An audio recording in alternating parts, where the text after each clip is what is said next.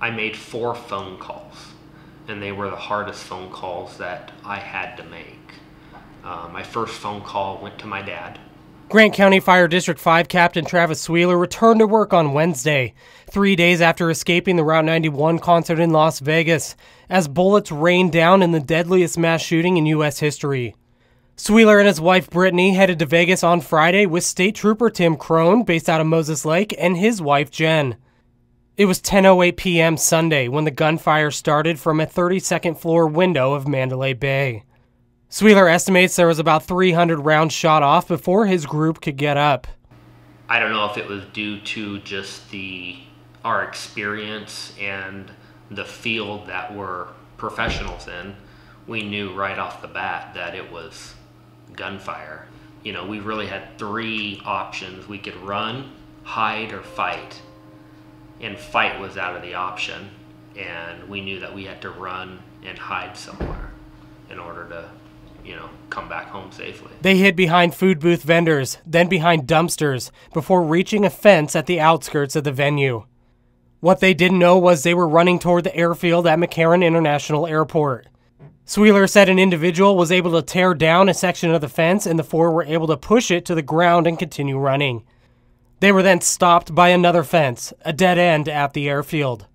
At that point, they made their way to a nearby building and met up with another couple, a firefighter from Los Angeles and his wife. Using a large rock, the group was able to break a window to the building, crawl through, and huddle inside one of the rooms. Sweeler said there happened to be a desk phone in the room where he called 911, using a Rolodex to find the address to the building to relay to dispatchers. The group was eventually escorted to a hangar on the airfield and bused to the UNLV campus and then headed to Henderson. While sheltering in place for about 90 minutes in the building, Sweeler was able to call his family. So it took a couple of times to wake my dad up, but he finally woke up, and I don't remember everything that transpired, but I do know that once he woke up, I told him that he needed to turn the bedroom light on, and he needed to sit up, and I needed to talk to him, and he needed to listen. I then told him that he needed to wake Mom up and make sure she was awake and knew what I was saying. And I simply told him that there's been a mass casualty incident at Route 91. There's been a mass shooting. There's hundreds of people that are seriously, critically injured or dead. Somebody's been shooting. At this point, we're fine, but I don't know if we will be when this is over. And I did what I think anybody would do to their parent if they were making possibly that last phone call. And, I told him I loved him. I told him that I was proud to be a son. I told him that he had never disappointed me.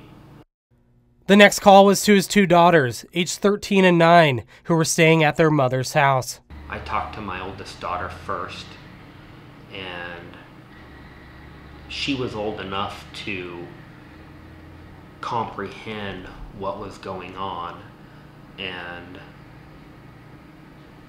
I did the same thing that I did with my parents. I told her that, I loved her. I was honest with her. I didn't want any unanswered questions. My intentions was not to scare her. My intentions was to be truthful to her like I always have, and tell her that I loved her and how much she meant to me, how proud she's made me, how proud she's made me in school, dance, everything she's done for her 13 years of her life. And did the same thing with my youngest daughter, who is 9, a little bit younger, a little less comprehensible of what was transpiring, but she knew that Dad was in a position that wasn't good. The last call was to his sister, who was taking care of Travis and Brittany's 15-month-old boy. Basically told her to do what she had to do to whisper in his ear.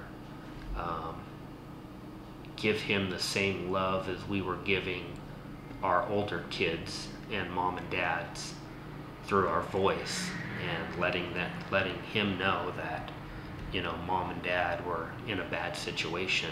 And I think through it all, the hardest sentence that I had to say was to my dad. You know, it was, Dad, if we don't make it home, you need to take care of our kids and take care of them at a level that you took care of us growing up, and in the same manner as we would as parents take care of them. Sweeler stayed up through the night before catching a ride to the airport Monday morning. That trip to the airport took them along Las Vegas Boulevard.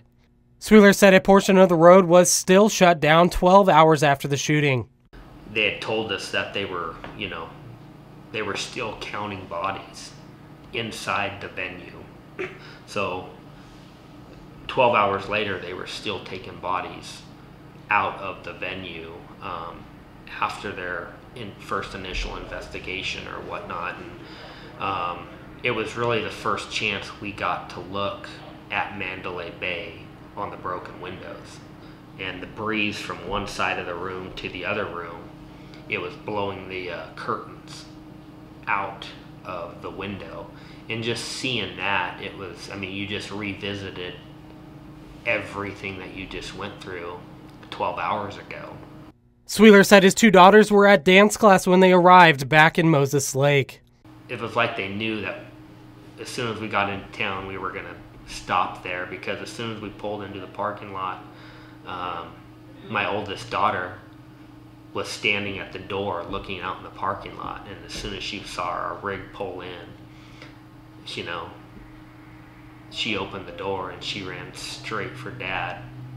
And you know, she was still in her high heels that she was dancing in, and to watch her, I love watching her dance, and that was probably the most beautiful dance I've ever seen her do, was in her high heels running towards Dad.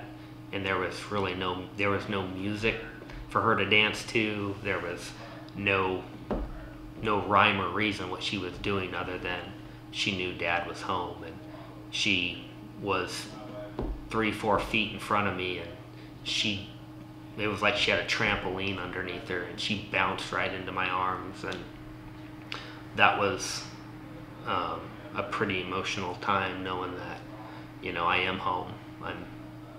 I'm here. So Sweeler spent Tuesday with family and loved ones at his sister's home.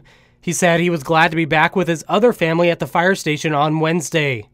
He received hundreds of messages following the shooting, not only from friends and family, but area firefighters and law enforcement. Sunday's shooting left at least 59 people dead and 525 wounded. This is Joe Utter for iFiber One News.